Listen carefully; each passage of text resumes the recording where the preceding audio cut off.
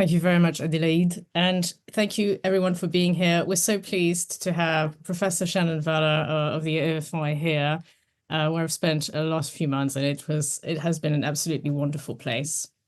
So here today to discuss Shannon's most recent book, The AI Mirror. And my first question really is, what drove you to write that book? Thanks, Audrey. So I've been a philosopher of technology for almost 20 years and started working very early, actually, on questions around ethics of social media and ethics of robotics. So back in 2007, 2008, people didn't talk a whole lot about AI because AI didn't exist. AI was, even commercially, people weren't really pretending that it existed. So people did talk about robots, though, because robots were projected to actually advance very quickly and begin to perform all kinds of tasks that would raise moral issues, economic issues, social issues. And an odd thing happened over the years. Machine learning techniques leapfrogged robotics development in terms of the capabilities that we could extract from them, and did so very quickly between around 2018 and 2022, which is when we saw technologies like ChatGPT explode. But even before generative AI tools, we were seeing pretty rapid increases in the capabilities of machine learning models. So around 2019, I was already realizing that we needed to talk about the ethical implications of machine learning models, and particularly those that were trained on large volumes of human-generated data. And I was already seeing confusion begin to arise in the minds of many people about what these tools were actually doing and how they actually worked. So I started using the metaphor of a mirror, as well as a couple of other metaphors. I also used the metaphor of a gasoline can to talk about the tendency of these tools to accelerate existing dynamics and trends. And I used also a metaphor of a prosthetic to talk about the potential of these technologies to supplement or extend or reinforce certain human capabilities. But I also talked about them as mathematical reflections of human language, of human decisions. And I started giving some talks where I would articulate this. When generative AI technologies came out, and particularly large language models, and the commercial release of chatbots based on those large language models, the metaphor became much more important than before, the mirror metaphor. Because immediately I recognized the capacity and already the start of a widespread public confusion about whether these tools were in fact intelligent, whether these tools were in fact even perhaps approaching consciousness or sentience. And even if people knew that these technologies weren't conscious, weren't sentient, didn't think like a person, the conversational interface through natural language, I could see people already defaulting to thinking of these things as another mind, a mind on the other side of the screen. And so it became really important for me to write a book to both demystify what AI today is, explain what it is and what it isn't, use better metaphors than the metaphor of a mind to explain how it works, and also to challenge some of both the dystopian and utopian narratives that come out of Silicon Valley largely and the kind of big tech ecosystem, because both of those narratives, the dystopian existential risk, AI is going to kill us all, AI is going to replace us or destroy us, and the utopian narrative of AI is going to solve all our problems for us and AI is going to bring us into the future we want. Both of those narratives are about decentering human agency and devaluing human agency at the end of the day, usually for commercial or political reasons. So I wanted to write a book that would not only help people ground their understanding of AI in a more accurate frame, but also that would inoculate people against the power of these commercial and political narratives that are pretending, in a way, to be kind of neutral descriptions of the technology and its power, but in fact are very much intended to induce passivity and resignation and acceptance in people who might otherwise choose to ask hard questions about AI, about what it's good for, about what it's not, about who benefits, who's at risk.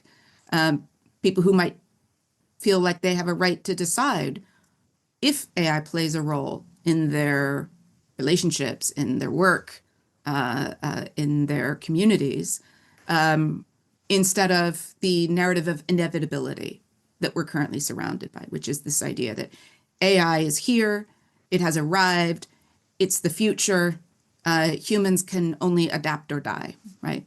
So my book is really about showing all the ways in which that narrative is both false and dangerous. Thank you. That's very complete. So I was wondering because as people on this program will know, and in general, I do read quite a few books on AI, and I have to say yours does stand out in a good way because it takes an alternative perspective. I mean, you use metaphors. You talk a lot about concepts and virtues and morality, space of reason, responsibility, auto-fabrication. You criticize Aristotle and Plato. You draw a lot on philosophy from I'm thinking Hans Jonas. You mentioned Hans Jonas. You mentioned Weizenbaum. You mentioned many philosophers from the 20th century. You draw also on literature. Is there something that you're trying to tell us about how you feel philosophy and the field has been addressing current challenges and ethical dilemmas today? Well, I don't think my book is about that question. That is, I'm not trying to turn a lens so much on philosophy as I am on AI and the narratives around it. But I do have my own very strong opinions about this, which probably leak through, which is that philosophy has not to date dealt adequately with the built world and the way the built world shapes our values, our thought processes, our habits, our virtues, our capabilities. So philosophy has, and particularly moral philosophy, has in the English-speaking world tended to be relatively disengaged with technology, and to see the questions, the fundamental questions that philosophy asks as somehow higher and more enduring than questions about technology. And this goes back to this prejudice in Plato, right, against techne, against craft knowledge, against the physical world itself, which Plato identified with this kind of knowledge. I think that's been very destructive to philosophy's ability to anticipate and respond to the problems of the 20th and 21st century.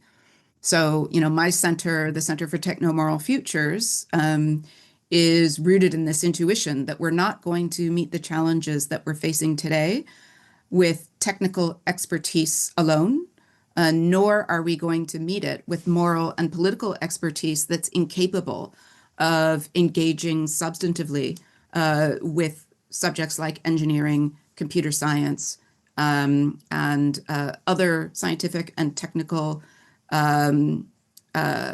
architectures that make the built world the way it is. Yes, that was my question, and thank you for answering that. I think that possibly my favorite chapter of your book is chapter 4, the thoughts of the civilized keep, because you mentioned why you actually start a bit how I've started with one of my articles on Leibniz, in which he explains that mechanizing reasoning and thought is great. We should do it. But we should not allow it to take over our own reasoning. You know, there are fine limits, and I think there's a train of continuity here between Leibniz and the philosopher Whitehead, with whom you open this chapter. And you quote him, from his introduction to mathematics, it is a profoundly erroneous truism that we should cultivate the habit of thinking of what we are doing. The precise opposite is the case. Civilization advances by extending the number of important operations which we can perform without thinking about them. Do you think that this quotation has been misinterpreted and misinterpreted over the years as some, It's a good question. To be honest, I think it's been ignored as much as anything. I mean, Whitehead hasn't exactly remained sort of at the center of philosophers' attention in the way that his work was perhaps in the middle of the 20th century. But I will say this, that if you continue to read past that point, he goes on to talk about the reason why cognitive automation, which is what he's talking about. And he's talking about cognitive automation through algorithms, not digital algorithms, but through mathematical, essentially recipes for solving complex challenges that otherwise have to be solved by a more laborious procedure, right? So an algorithm is a shortcut, a way to solve a certain kind of problem in a way that's less cognitively demanding and usually faster, right? Might also be more accurate. But in any case, the idea is that these mathematical techniques allow us to do more cognitive labor with less effort and less thinking. But he goes on to say, the reason why this is so important to human progress, to civilization, is that that allows us to reserve more of our cognitive power and energy for what he calls the cavalry charges, which is his own metaphor, which of course, writing around the time of the First World War and so forth, right? We're not going to use mechanical metaphors so much as, men on horses. But the idea of cavalry charges is, that's where it's a make or break and where you need to have all of your capability on the field. And so his idea is that we need to reserve our cognitive strength for the metaphorical equivalent of the mental cavalry charges that we need to make, which we could think of that a lot of different ways. But I want to take, for example, the incredibly complex challenges we have today with thinking about things like how to develop a circular economy or how to address the challenges of climate change in a world that's geopolitically completely unstable, right? And also where radical economic inequalities are compromising many of the tools that we might have to otherwise address these problems. So we've got these big messy things, but they're also existentially urgent, right? If we don't respond to climate change in the right way, it's very possible that life on this planet, and certainly human life, will be greatly diminished in its quality and perhaps duration. So we might think of the cavalry charges as the sort of intellectual, moral, and political capacities we need to make decisions about these very complex matters. Apologies, my cat is just demanding of attention today. So, and I figured people on Zoom always like to see cats, so I didn't kick her out. But so those are the cavalry charges that we might think we're facing today. These big economic, environmental, political messes that we're going to need new kinds of politics, new kinds of regulation, and new kinds of technologies as parts of the solution. And we're going to need to do this in ways that bring not only our individual capabilities to the table, but allow us to leverage collective intelligence in ways that we haven't done at scale yet. So that all sounds pretty demanding, right? I would like to have a lot of intellectual gas left in the tank for that. And so if we take Whitehead's lesson, right, and if AI automation can do a lot of this kind of lower level cognitive labor that leaves more gas in the tank for important things, that sounds really good. But that's not actually what's happening. And that's not where the economic and political incentives for AI development are pointing. And so we're getting a very different kind of AI that is not, in fact, being restricted to the automation of the kind of lower level cognitive labor that leaves more gas in the tank for the important stuff. It's being forced into use for the very kinds of decisions that we should be reserving for our own moral and political agency. Thank you. Yes, I mean, you mentioned that. We mentioned a bit the, I don't want to say the collusion of big state and big tech, but how they come together and how we inhabit a particular system, to put things simply, that is geared towards financial efficiency, profit, optimize, the famous magic word, optimization, performance.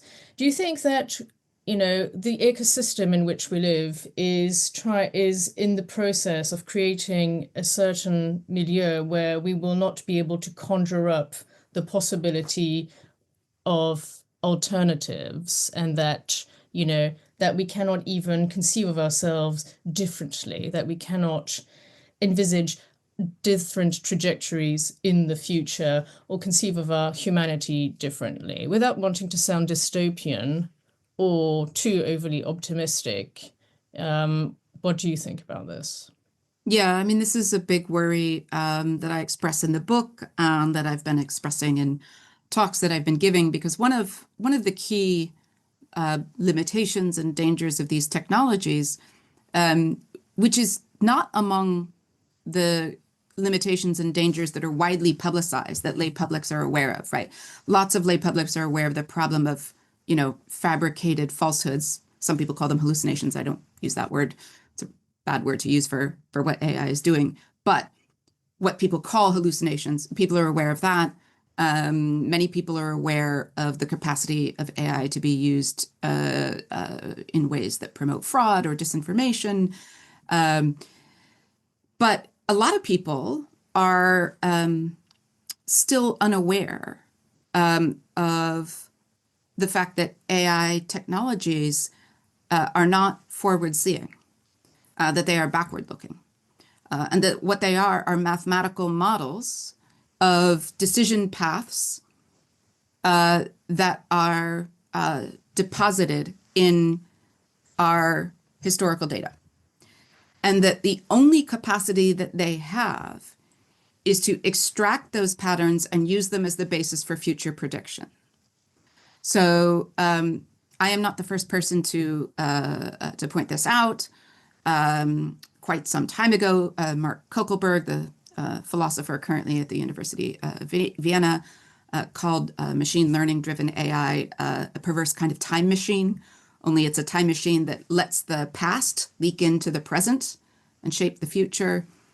Baber Rahana has pointed out at length that these are fundamentally conservative technologies. So I'm sort of working with that observation, which has been around for a while, but pointing out the threat that it poses to our capacity, as you say, to imagine paths we haven't seen, and to even recognize that we're capable of inventing paths forward that our AI mirrors cannot. And so we're falling back on these technologies as our guides, as our tutors, as our explorers of the space of possibility, as if they can see that space of possibility and chart new paths through it the way that humans do and have throughout human history, when instead they're like mirrors pointing backward, right? They can only reproduce statistical variations on the patterns that we've already created, the paths we've already walked. And that's incredibly dangerous at a point in history where everything we're doing is currently unsustainable. Our environmental habits are unsustainable, and the economic systems underneath them. Our political habits and practices are breaking down. We have all manner of unsustainable systems that no one has the courage to remake, or even to talk seriously about what remaking them might mean. Leaders are absolutely silent about this, right? And those who do talk about things like a circular economy or degrowth or whatever your favorite way of making an unsustainable world sustainable is, people who talk about that are increasingly kind of shut out of the media, of public conversation, are ridiculed. But we're at a moment in history where staying on the path we're on is arguably fatal for the human project.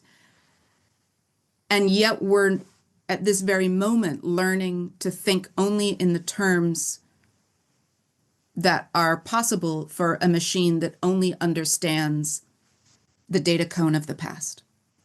And so it's a perfect storm. It's kind of the worst case scenario, right? There's no worse moment for AI to arrive, of this kind of AI, right? Because there's lots of different kinds of AI we could have. And there's other kinds of AI besides large language models and generative AI. But the fact is, the kind of AI we're all being pushed to use to do our thinking for us is absolutely the worst possible technology for that at this moment. Thank you. I mean, doing our thinking for us, and also I'm thinking perhaps the most famous, in a way, landmark of mirroring in the history of computing, the famous Turing test. What would you say about that with the technical advantage, current technical advances, especially with generative AI, ChatGPT? Do you think that the Turing test is out of date, or that it never was really?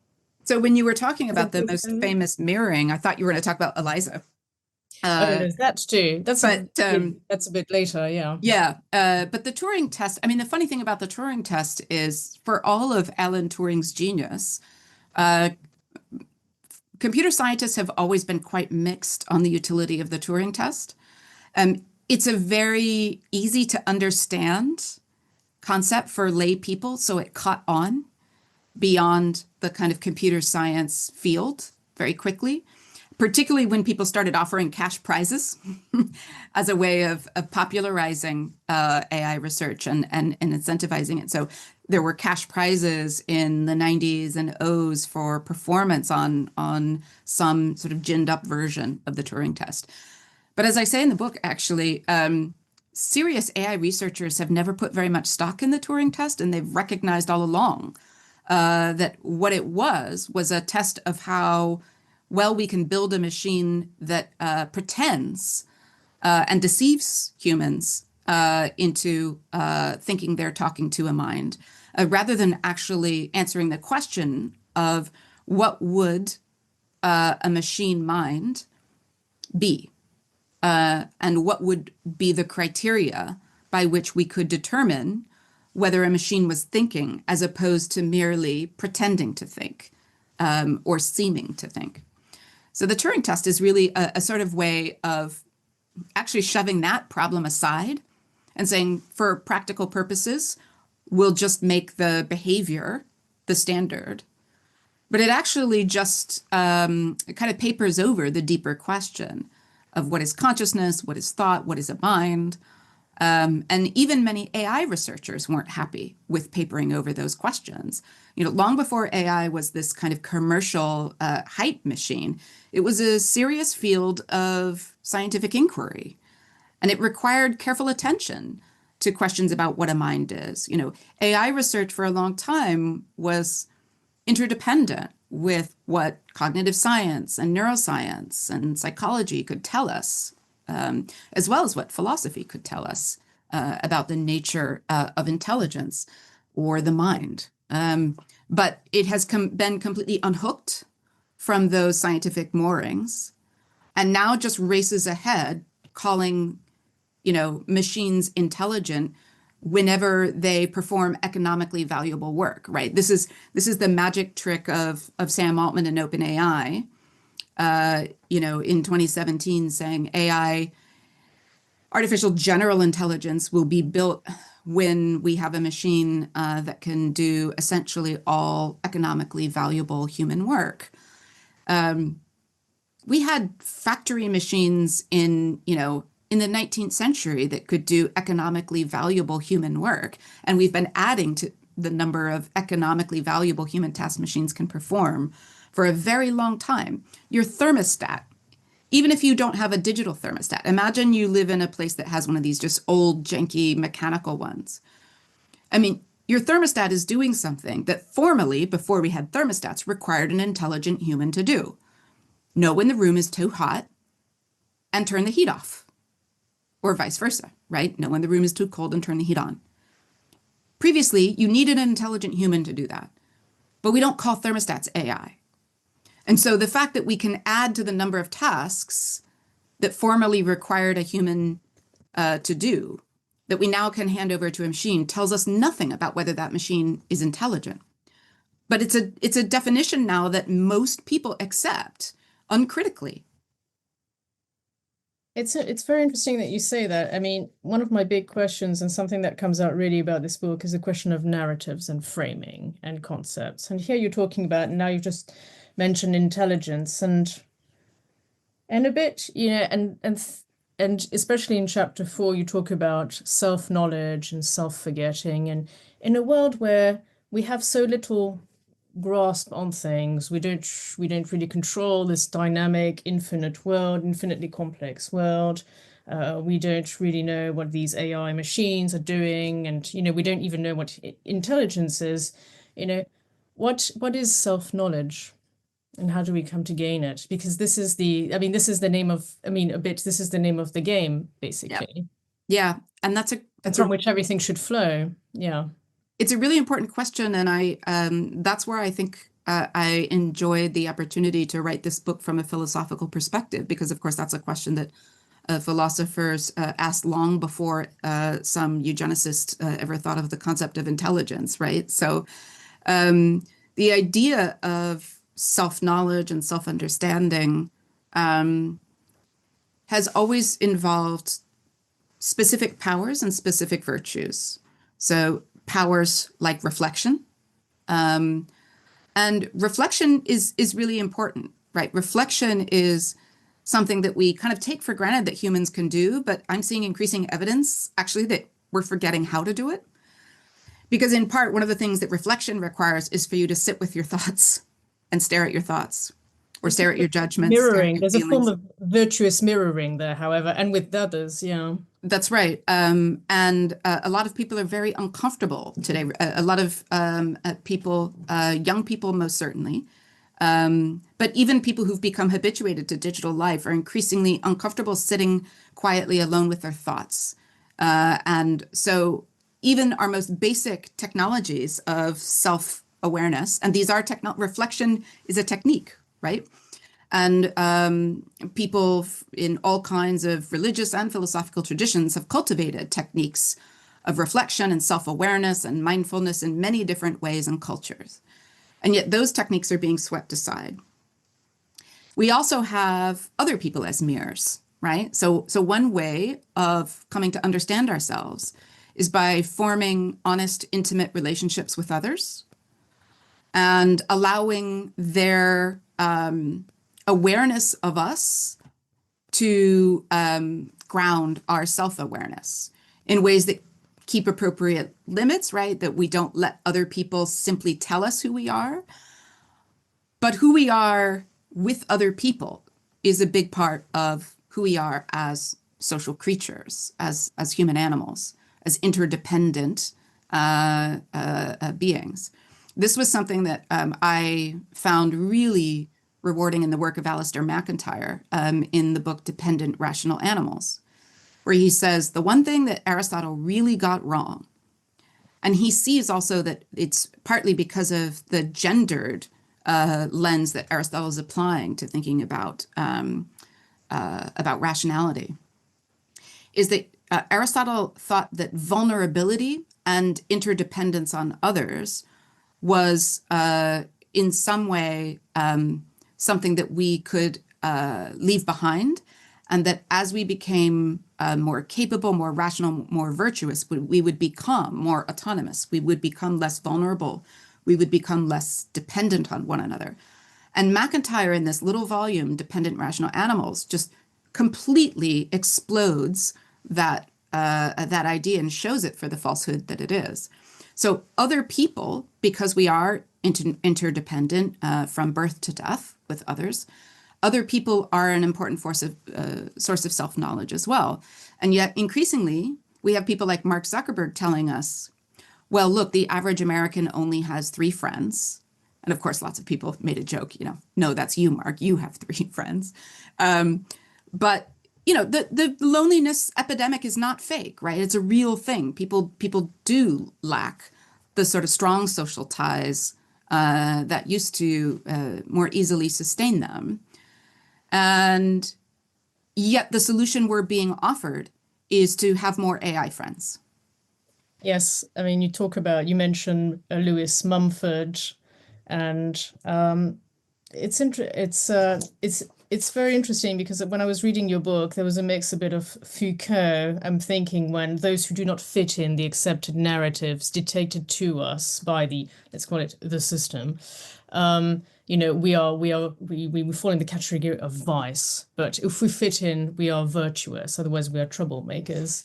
And also, I was thinking a bit of Nietzsche, even though you don't mention him, this kind of, in a way, this call for transvaluation and genealogy of how we have come to this point, and the genealogy and transvaluation of our current system and our current values, which is really what makes your book distinct.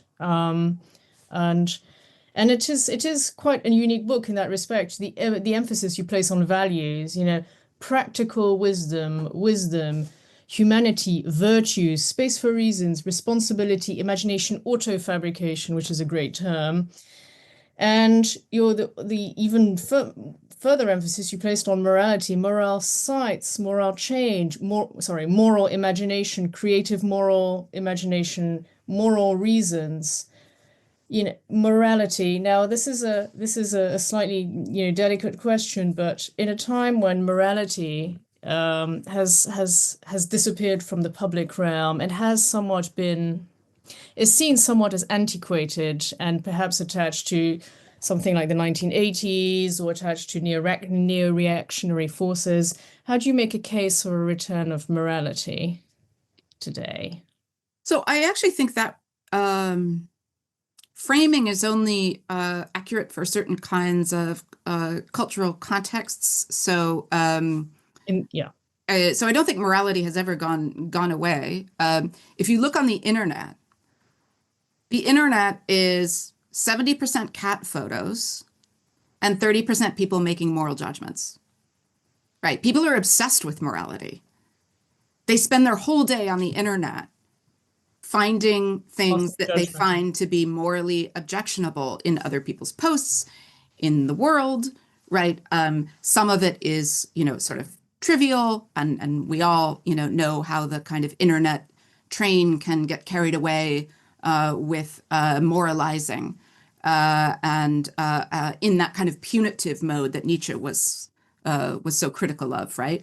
But we also know that it's a way of giving voice to our legitimate moral frustrations, our deep awareness and inability to get away from genocide, environmental injustice, the degradation of all of the hard-fought civil rights that were won only a few decades ago, right? People are angry, and that's moral anger that people feel. So while I agree with you that sometimes the language of, morality makes people think. The term itself, yeah. The term itself, people are actually, I think, more morally engaged than ever before, and in ways that are tilting into moral exhaustion because they have all of the moral responses to a broken world that are natural and appropriate, but none of the moral tools, and increasingly less of the moral power to address those outrages. And it's making people kind of nuts, right? At least that's what it seems to me. And when I talk to people, you can feel it. When I go on talks now and I do my Q&A, increasingly in the last year, the Q&As have felt like therapy sessions. And we're talking about people being genuinely traumatized in all kinds of ways and feeling powerless. And what they're traumatized by is a range of moral harms, frankly, that they don't feel that they have any recourse to address. So I guess what I'm trying to say is, if you want to call something other than morality, if you've got a better word, that's fine. But we're all soaking in morality every day, in part because we don't have the tools and the systems that we need to repair a broken world. Thank you. Yes, I mean, that is a bit of a difficult question. And perhaps my final question is, what is the good life which enables human flourishing, and what is human flourishing in the digital age? So, one of the reasons that I talk about virtues in this book is because I spent my entire first book talking about them, right? My first book is, Technology and the Virtues. I'm a virtue ethicist. And so despite me wanting to strangle Aristotle most of the time, there is something kind of fundamental to the Aristotelian frame that I've worked with for my entire philosophical career. And that is this notion that the good life is not something that we inherit. It's not something that we are born capable of enjoying. It's something that we engineer ourselves for and engineer the world for. That wouldn't be the way Aristotle would put it, but it is the way that Jose Ortega y Gasset puts it, right? So that's that notion of autofabrication. He says, to be human is to be called to be an engineer of the future, but an engineer of yourself as a vehicle toward that future, and an engineer with others of that path, which is open. So the point, something I share in common, I think, with many people, is that there are many possible good futures and many possible ways of living a good life. And so we have to remain committed to the forms of pluralism, moral pluralism, that are necessary to avoid morality becoming simply an instrument of fascism, right? So, but one of the things that I tend to argue, and there are many philosophers who would disagree with this, it's certainly not a universally held view, is that a good life can't just be anything, that there are fundamental capabilities and needs of the human animal that constrain the shape of a good life within certain kinds of boundaries. So, for example, as I said, drawing on MacIntyre, right, this notion of our emotional needs is something that the story of a good life can't just overwrite or ignore. If we don't meet people's emotional needs, they tend not to flourish. Now, the trick is people's emotional needs are incredibly variable, right? It depends upon personality, it depends upon your upbringing, it depends upon your culture, it depends upon the choices you make along the way, condition your emotional temperament.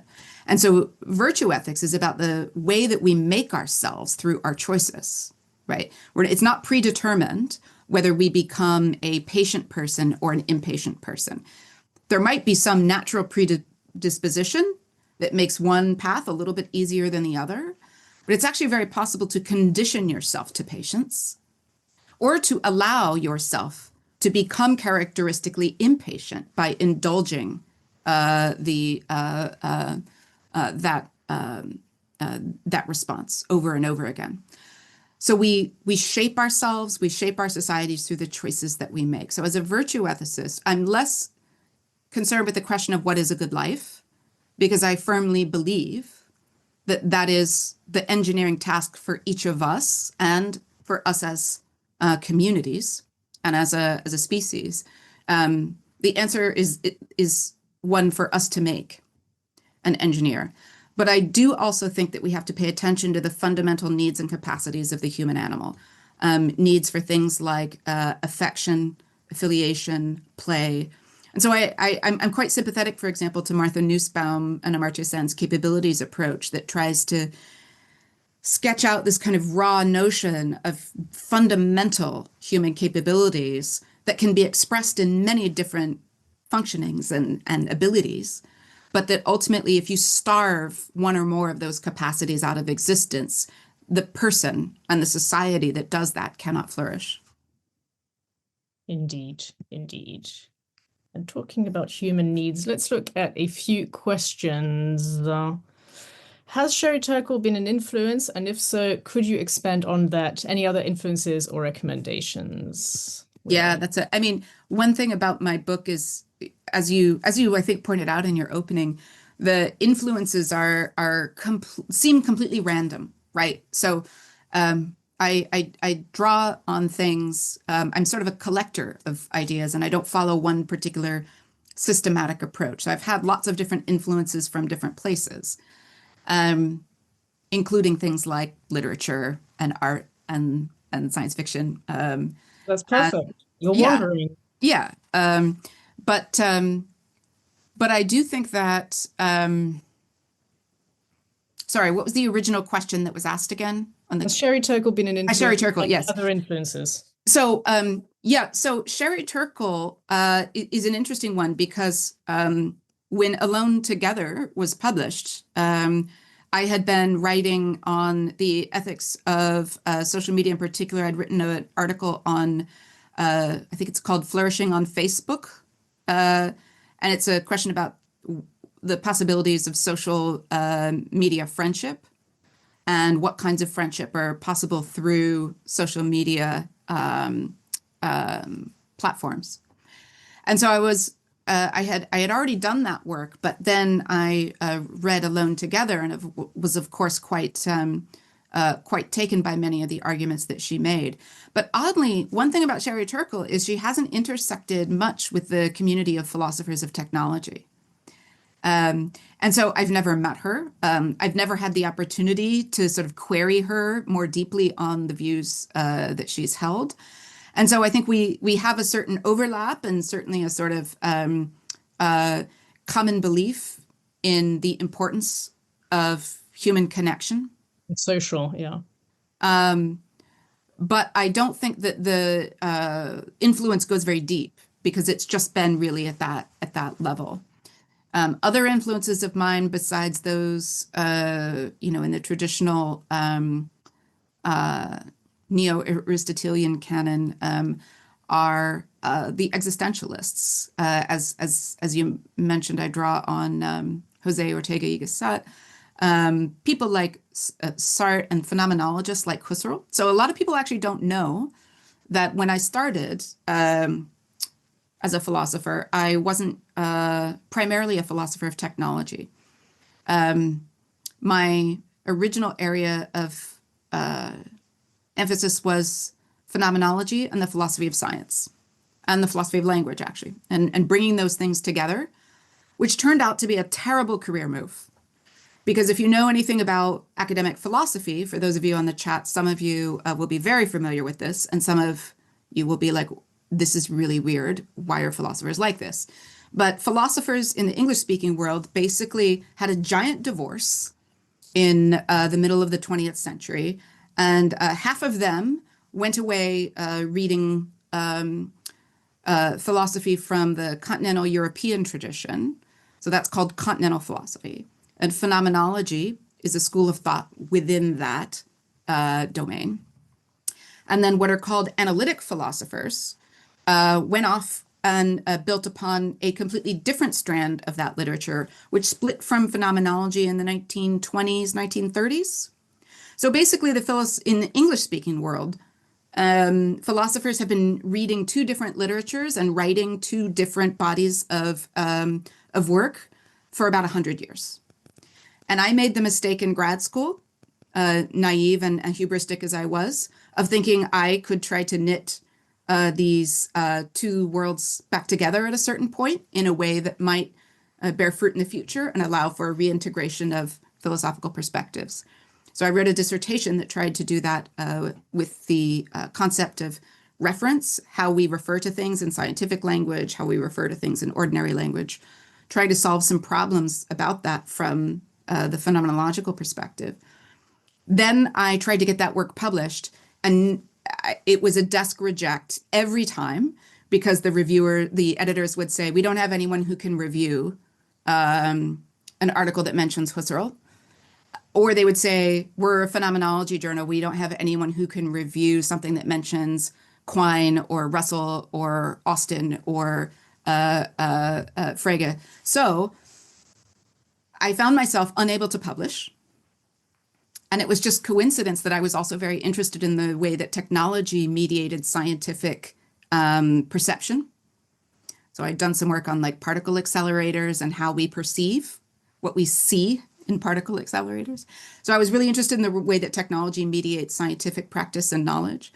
And that led me to a path of teaching about the role of technology in science, which led me to start looking at the ethics of new technologies and how they were shaping how we think and how we perceive.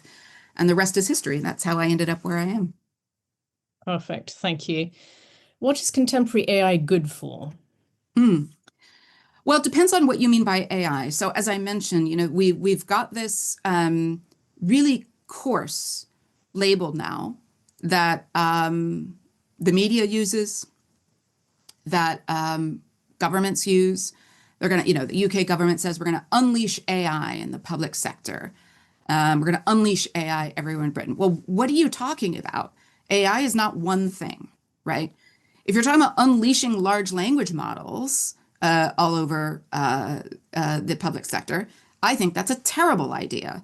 Now, there might be some very limited applications of large language models for real-time translation when it's not practical or possible to bring human translation into the picture. There are other applications of large language models in limited ways that can be useful. Although by and large, the environmental costs of those models call into question whether those uses are beneficial enough for us to possibly justify, right? So they can be useful if you forget what they cost. Once you bring the costs into the picture, both economic, because these things are not cheap. They might be cheap for you, but these companies that build these models are bleeding money. And that's why they're trying to shove it down your throat, because they need their money back.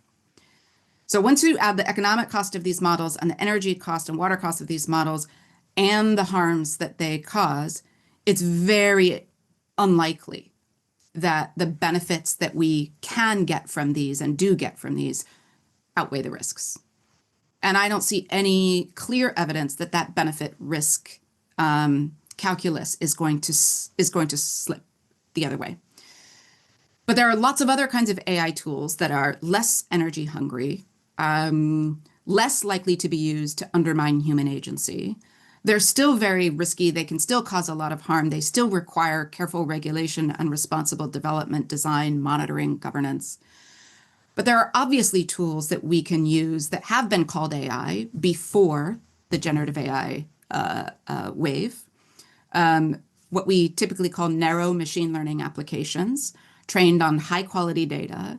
And often the best applications aren't trained on us. They're not trained on human generated data, but they're trained on data collected from sensors in the real world that gather too much information for humans to process. So that's a way that AI can be useful, by modeling systems that human brains cannot, simply because the volume of data is far too great. We don't have the mathematical precision or speed that these systems do. So you want to develop an AI model for a specific use case? Fine, do a clear risk assessment. Make sure you have a plan for responsibly developing, deploying, and governing that model, and that you're constantly working with an evidence-driven case for its benefit and the fact that its risks are morally and economically acceptable. But we're just not doing that. Perfect. Thank you. Incidentally, Sherry Turkle did come on the program last year. Quickly, can we change how we interact with LLM-based AI so as to improve our own thinking?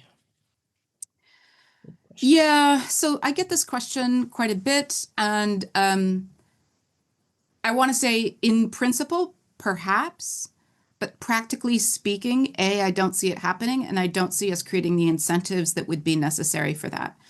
So this goes back to things like, can social media be used in ways to foster democracy and improve the quality of the information environment?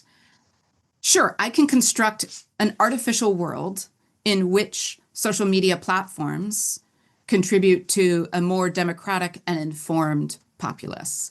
as opposed to one that's more fractured and misinformed.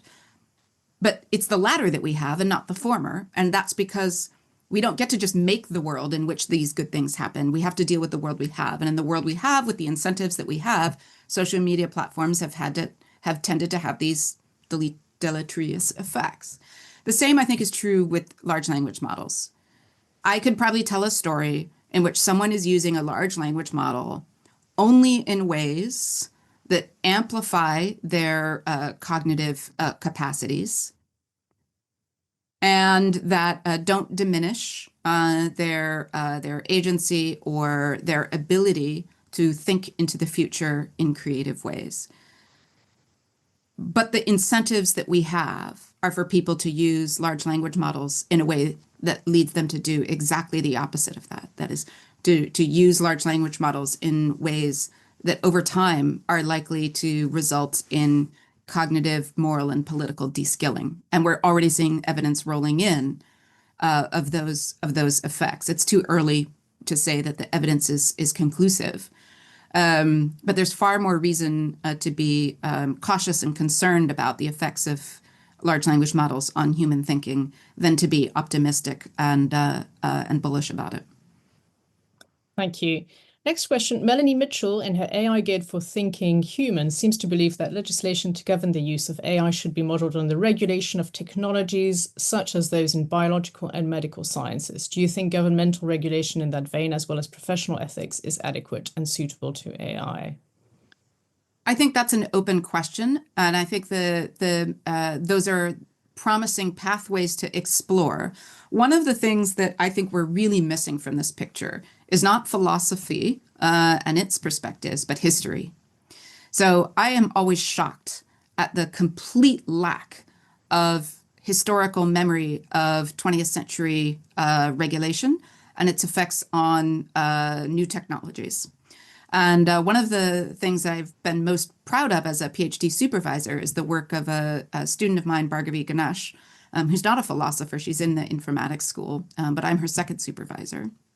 And she did some early work in the first year of her PhD and second year of her PhD on the history of steamboat regulation.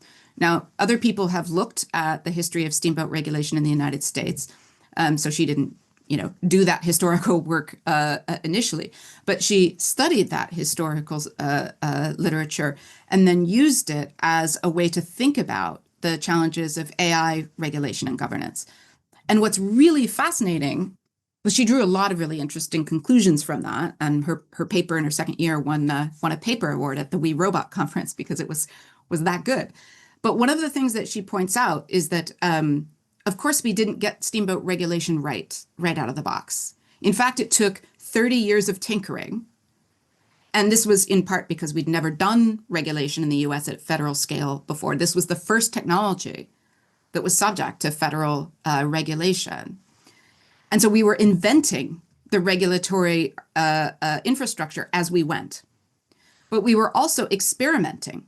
We were seeing which kinds of interventions worked and which kinds actually had perverse effects that we didn't anticipate that made things worse.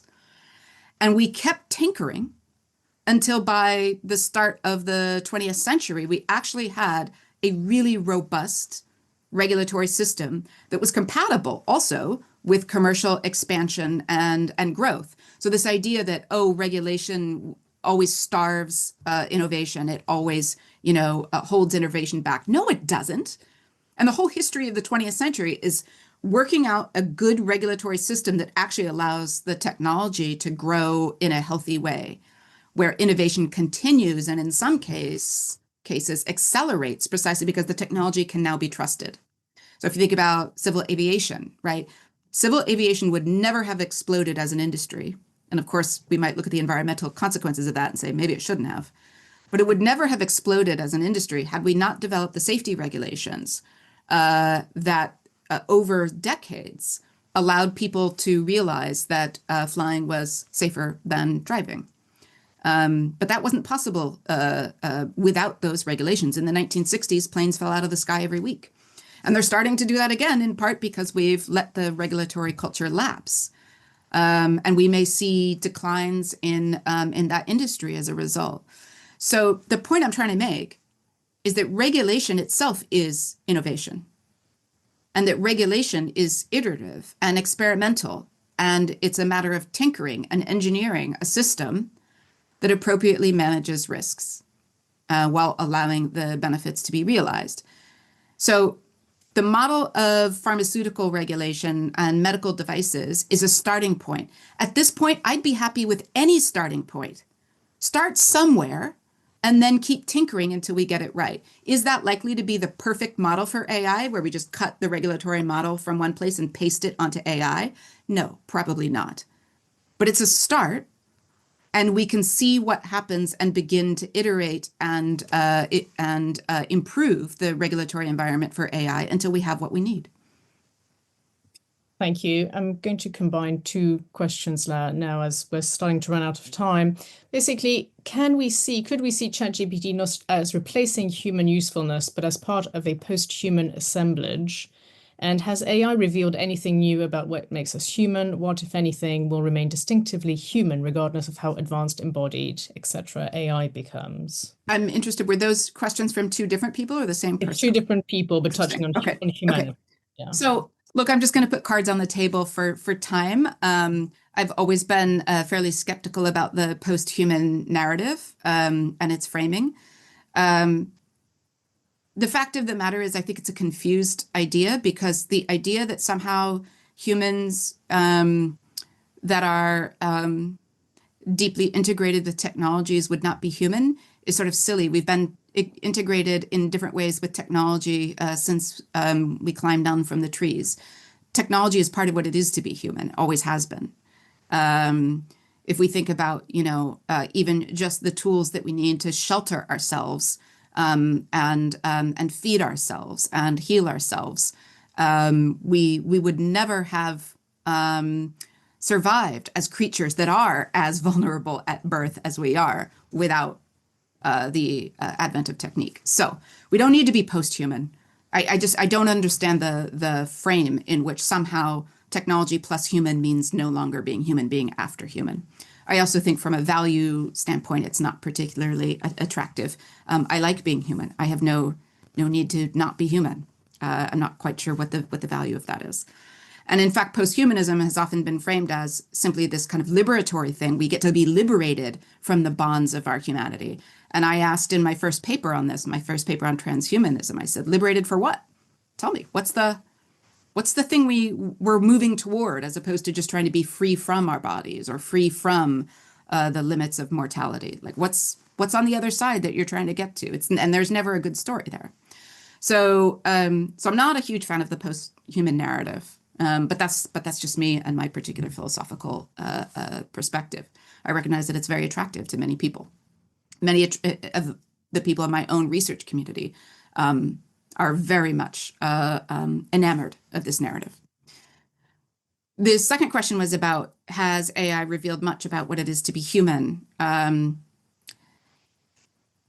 suppose you might think of my book as a way of sort of saying, hey, AI is shining a light on the importance of reclaiming our agency and our self-responsibility.